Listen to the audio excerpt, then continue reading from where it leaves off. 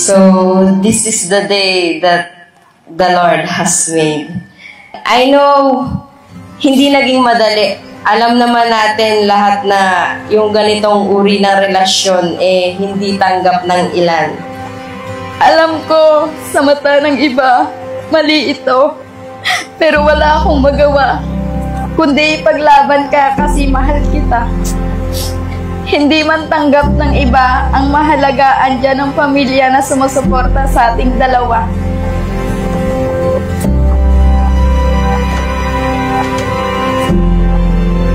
Actually, ano yan siya medyo kilala kasi siya sa Japan kasi nagbo-vlog siya, si Kamangyan in Japan. Yan. Tapos, hindi ako mahilig sa social media. Tapos may nagbanggit lang sa akin na, uy, gusto mong manood ng eto, ganan-ganan. Tapos, nakita ko siya, medyo, kasi siya jolly, yung sobrang daldal ba maingay. Yan. Tapos, para na-enjoy ko naman manood sa kanya. Tapos, ayun, nagpapansin na, nag-update hanggang nagkuha ng messenger, akyat sa live. Hindi na namin namalayan. Alright, sure. Doon lang yung nag-start.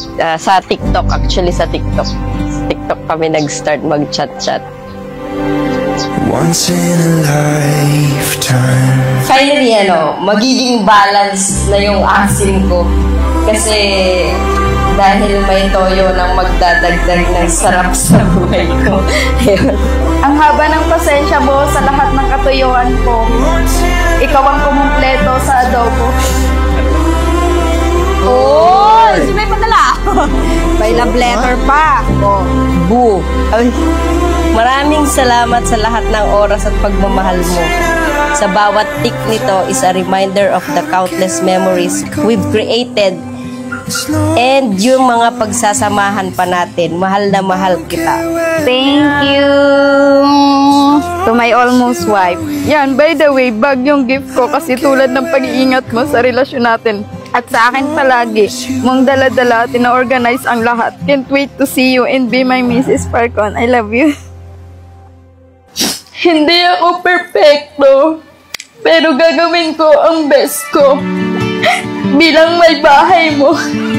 Salamat sa walang sawang pagmamahal tsaka sa pagtanggap. Ipinaglaban mo ako na ako talaga yung gusto mo kahit na maraming nasasabi o maraming nagsasabi sa'yo na maraming iba dyan. Dun ka sa tama, pero mas sinunod mo yung puso mo talaga at pinili mo ako.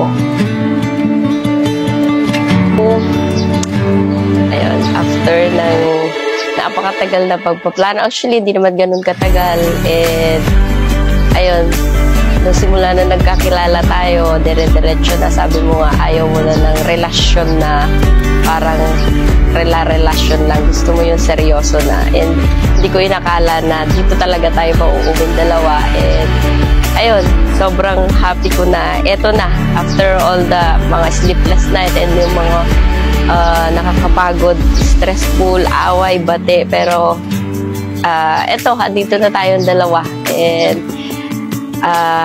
see you later. Can't wait to see you na mag-I do doon mamaya. Anata mo shitteru, mainichi mo watashi yatteru wa ai shitteru yo. Zutto desu.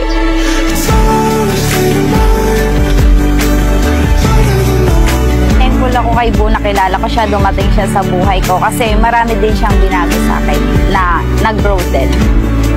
Sobra-sobra talaga yung I never expect na siya yung ibibigay ni God na magiging partner ko. Parang ang tagal kong nagdasal, ang tagal kong naghintay, and ayun, worth it yung paghihintay. Siyempre, yung araw na to, siyempre, especially sa atin, enjoy natin kasi kahit medyo nakaka-stress, ganun, siyempre, tayo yung ikakasal, halo-halo yung mararamdaman natin.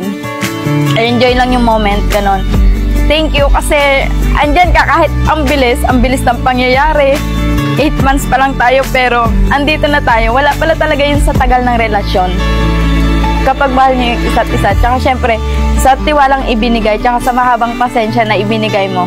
Ayun, kasi sa loob ng 8 months, nakilala mo naman ako ng buo kung ano yung pagkatao ko. Yun, thank you. buhon tani kuko kara ashtiru.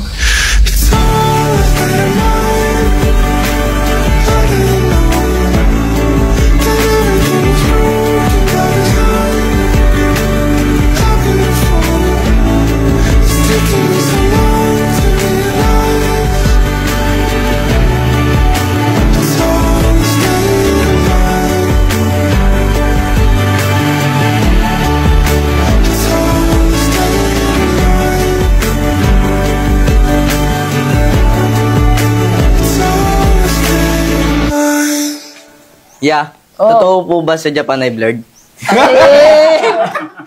Try ko naman kay ate mo, parang hindi naman.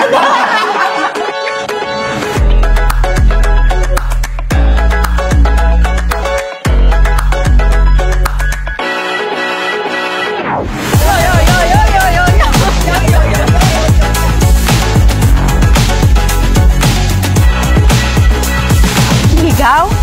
Ako bang? Alam ko lang ako yung nag-I love you pero siya yung nag-update. Siya yung nauna, hindi ako.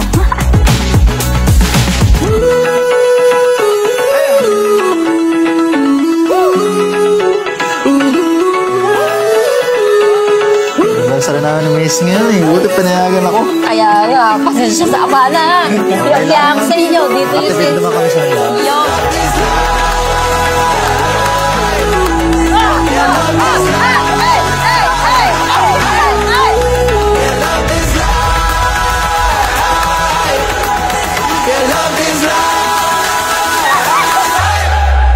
Cause I love this life. It feels alright. And there's no reason to fight this feeling. Cause I love this life. It feels alright. And future's bright. It feels alright.